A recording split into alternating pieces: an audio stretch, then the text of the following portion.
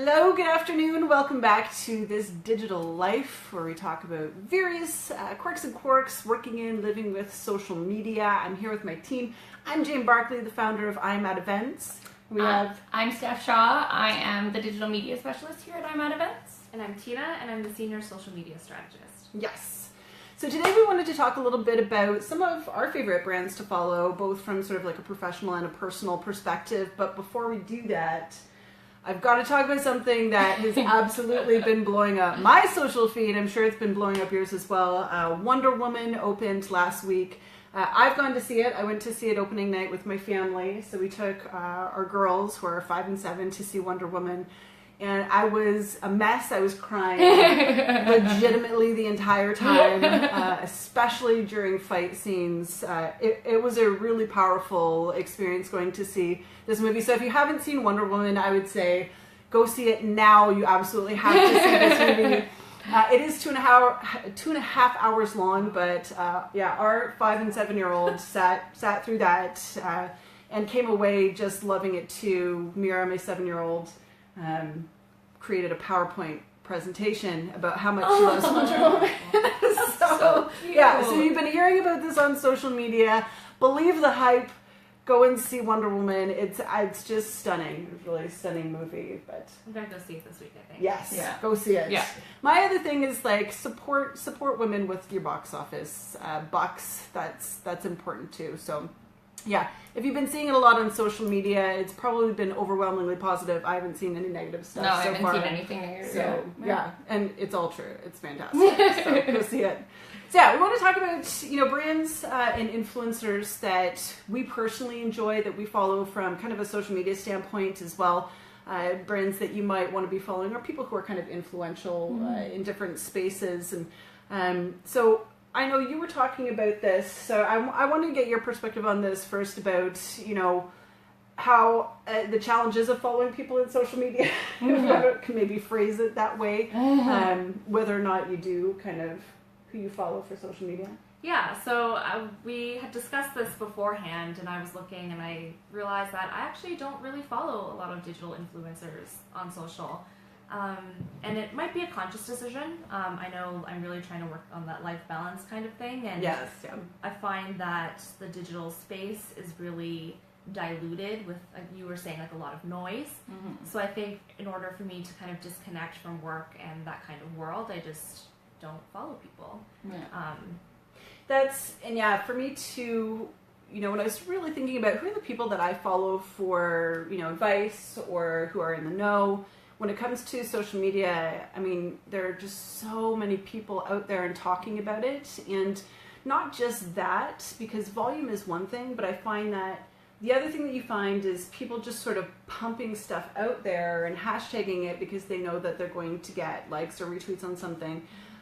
But it doesn't really add something truly meaningful to the space. And for me, social media has to have meaning, and it does on an individual level. It has a huge impact in our lives. So when it comes to social media, a lot of people who are kind of influential in the space are talking about it from a marketing perspective.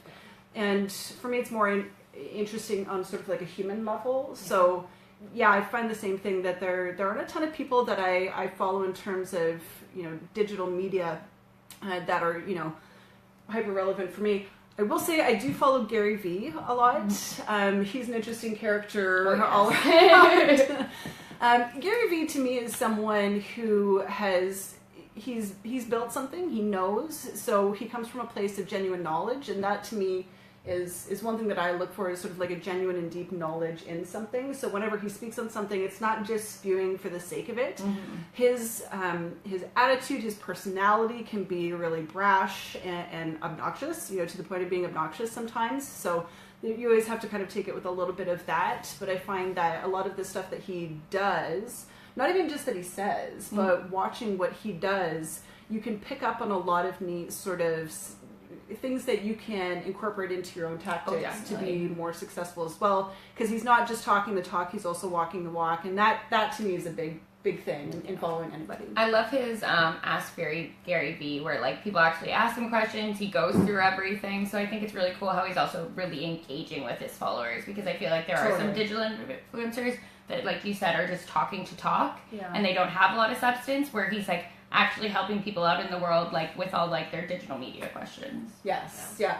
And the other thing, one of his consistent remarks that I kind of appreciate is that, like, if you're not willing to put in the work, don't expect the rewards. Oh yeah, And 100%. And that to me, because, you know, digital social in particular is a long game. And so if you're not willing to invest in it, if you think it's going to sort of like, you know, be a quick fix for you, something that you can succeed overnight in, that's just not the case. So yeah, that's something I kind of appreciate about him too, is that like, you know, ultimately you have to be willing to put in the work if you're expecting to get something out of it. Yeah, he posted this one thing. I always used to say that I was really afraid to like do anything in marketing and fail at it.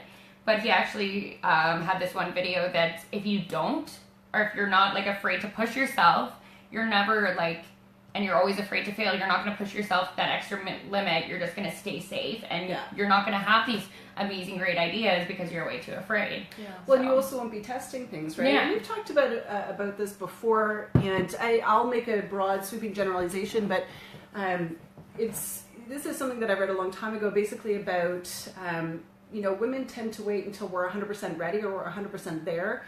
The product is entirely finished or our idea is fully formed, and then we'll launch. Whereas men, and again, this is a broad sweeping generalization, but in my experience, anecdotally, it tends to be true that, you know, guys will be like, you know, I'm at 60%, go. Like, I'll figure the rest out as I go. And that way I can test it and change and adapt, and I don't need to be at 100%. And the problem with waiting until you're at 100% is that, you know, it might not be perfect anyway. Yeah, and you might have a lot of roadblocks and just keep pushing it off. Yes, or you just never get there. Yeah. Right? You never get to 100%. So, yeah, and it gives you all of that room for kind of self-doubt, whereas if you just go and do, you learn along the way, and what you produce ends up being so much better. So thank you, Gary Vee, for that. Yes, thank you. Appreciate that. You were saying on a professional level, you've got a couple of brands you really enjoy following. Yeah, so on a professional, I've talked about it in previous videos. I love Hootsuite. I love following their blog. I got into marketing about 5 years ago, and Hootsuite was one of the first brands that I first started following. And just the other day, I found a blog that I was talking about, and it was like a how to get verified on Twitter. Like, they're always putting out a lot of important stuff that I find I'm always learning with their blog, so I really like them.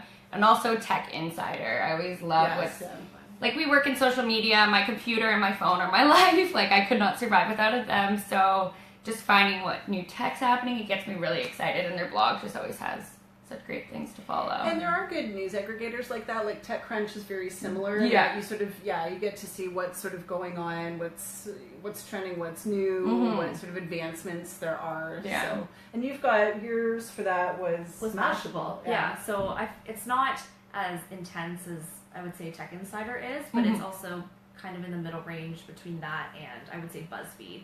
So it still does have like a playful tone. Yeah.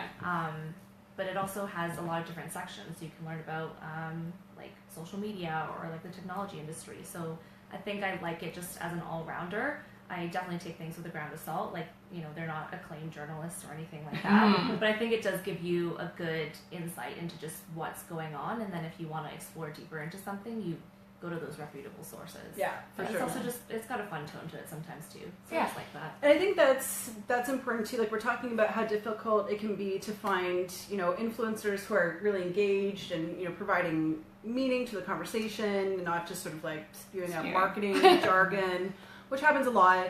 It's just sort of like one of the things about the trade, but you know, having good sources like that bookmarked, like, you know, Kissmetrics for me, or Convince and Convert, like, there are people, sites like that I'll go back to time and again. I've got this extensive folder of bookmarks of people that I know are reputable in the field, and, you know, it is more well researched. Buffer is a fantastic resource that I use all the time. Everything that they produce, all of their blog posts are so well researched and really fact-based and really thought out. And they also give you sort of like an inside glimpse into processes. So, like, for instance, they'll write, you know, how to write a blog post, and they'll break it down like, it took me this amount of time for my intro, it took me this amount of time for, like, really give you the different sort of aspects and elements that go into things. So I think that's important, is just knowing like where to get good kind of reputable information. Yeah. On the digital side.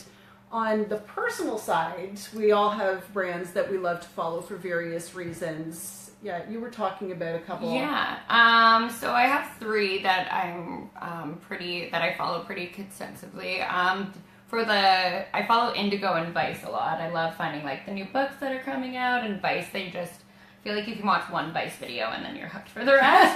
So it's just cool. Like they have like their different channels with their music and everything. So they're really nice. And then I actually just had the chance to meet Tiffany Pratt a couple weeks ago at the Walper. She's an HGTV star. She is a designer and stylist. But her social media feed is just so bright. She was the nicest person I've ever met. Like every single person at this, she sat down with us. She like took a chance to like actually get to know you, where I feel like some like people in the digital world, like they don't actually take time for their followers or their fans, etc. And she sat down there, was asking me like, what do you do and everything, and she was just a nice person. And now it's like I love following people on my feed where you see those bright things and like not just like visually, but actually their captions and everything, because like we've said in other videos, there's a lot of crap happening in this world, and as much as I want to be informed with everything's going on, yeah, we take away too much. Positive. Yeah, some positive too. stuff in that Balance. is pretty awesome. So yeah, it's neat though what you're saying too, in terms of, you know, people who do hold influence, when they take some time to invest back into their communities or into their followers, like you're that much more in love with them. oh yeah, I will right? be So- loyal forever now. Yeah. She was the nicest person, and yeah, no, she's just awesome. And it doesn't take much. No, it doesn't take any, like, really, it was so nice. And that wasn't also a crazy thing to think about, that for just someone also sitting down and taking 5 minutes with you, why do we also think that's such a big thing? Like, I think the crazy world we live in now, it's like, I don't know, expect so little sometimes, I don't know. Yeah, like time is precious, so like that 5 minutes just like Yeah. takes away time from what you're actually doing. So Yeah. to just sit down and be present and enjoy having a Yeah. conversation with someone, there's not as much connection in that way. Yeah. Whereas on our phones. Yeah. Yeah. For me, on the personal side, I have to say that there are certain things that have stopped working for me that, you know, I might have been more into before, but just because of the amount of time that we spend online, there are certain things that don't work with me anymore. And we talked a little bit about, you know, what are the different factors that make you want to engage with a brand or to follow them. For me, there's, you know, the entertainment factor that has become a lot less significant for me. I don't need to be entertained. I look for that in other places.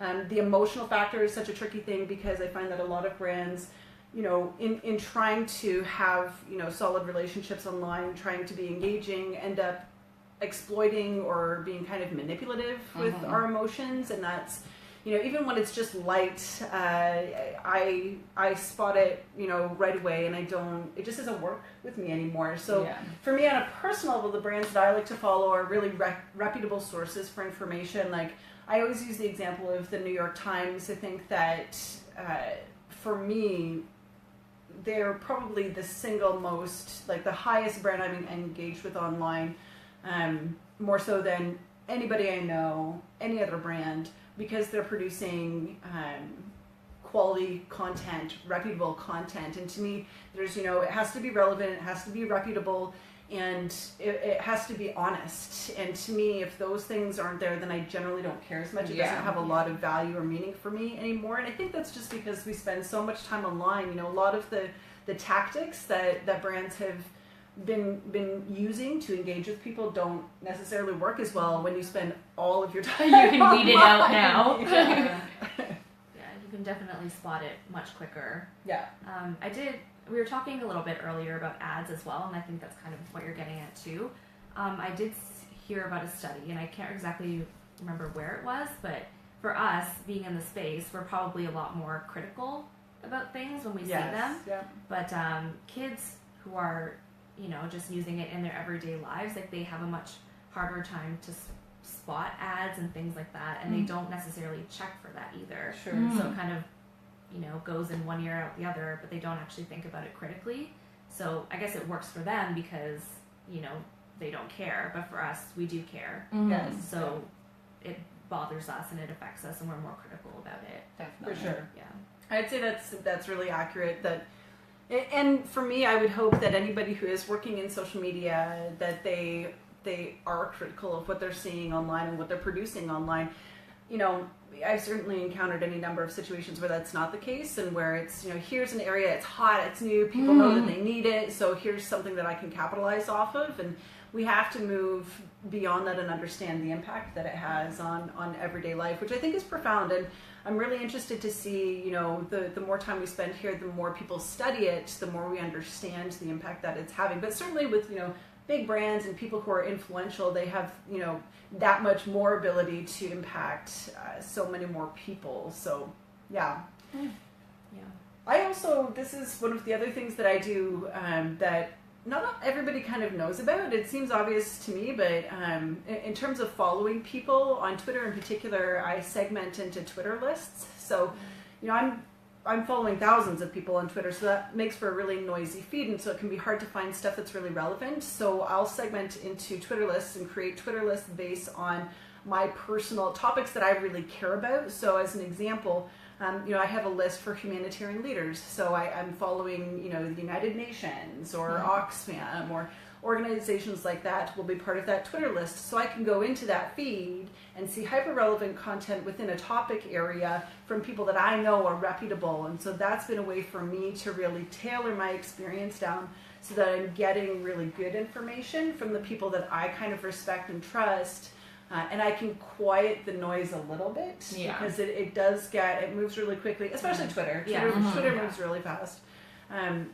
So that can be kind of a good way to try and, you know, rein in some of the experience that you're having to get good information or relevant information. And relevancy, I think, is everything, because I could say, I follow so-and-so and I follow so-and-so, but that's based on my interests and what we do, right? So it really is based so much on your personal experience and the sorts of things that you're interested in, and brands that can influence you and your industry. But I will say that it's good to follow people who have nothing to do with you, who have absolutely nothing to do with your industry.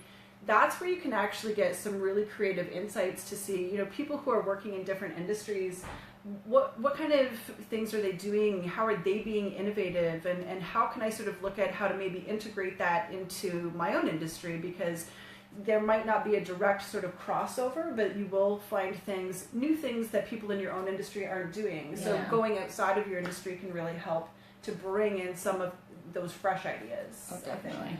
Yeah. Someone, like for me, I have an influencer that I follow more personally than professionally, but her name is Ingrid Nilsson, and I've been following her for, I think, I don't know, like 7 years. Like, she was one of those like original beauty YouTubers. But since then, I think a lot of stuff has happened with her. She did a video on YouTube and she came out as a lesbian, and pretty much since then her content has diverted a little bit more into lifestyle, but that encompasses like female empowerment, like female hygiene, things like how pads and tampons are still taxed, like kind of important issues, which I don't understand, by the way. But let's do another video. But yes, and she advocates for the LGBTQ community. She's really into politics, so she's really diverted from what she originally started, and it's been cool to see that grow. Yeah, her evolution just as a person, but at the same time, like, I'm getting so much value from what she's saying. Like, I do care about those issues. I do care about politics, female issues, and it's just been really helpful. Another thing that she's done is she's also created a podcast with her friend, and they talk about mental health issues, and that's been really interesting and a topic that I'm really concerned about too right now. And so I just am learning so much from her, and it's just on a personal level, like, it's been really, really helpful. Nice. Yeah. Excellent. Nice. I think that's, you know, and we'd love to hear from you too in terms of the brands that you follow, professionally, sure, but personally as well. People who you find really feed into your personal growth. I think that's really important to share those sorts of resources. And when we have moments of connection online, that's so powerful. So to be able to sort of spread that to other people and share our experiences is, you know, it's a wonderful thing. And I think that there's something we can all learn from big brands and larger influencers, and still be critical, right? Yeah, Still be critical of what people are doing. Going back to Gary Vee, although I love a lot of what he does now, he walks the walk. I'm still very critical of some of the things that he does that I don't like too. Yeah. And there are plenty of those things, right? Yeah. And this is something that, we talk about in class a lot is, every resource that you come across, every influencer that's out there in that space, don't take everything that they say, lock, stock, and barrel. You have to apply some critical thought, because especially when it comes to digital media, it's still new enough that nobody knows everything about it, right? Yeah. Nobody out there can say that they know everything, and it's so quickly and constantly evolving that I think you have to look at what anybody has to say and think, take away from it what you will, but also apply that critical thinking and know 100%.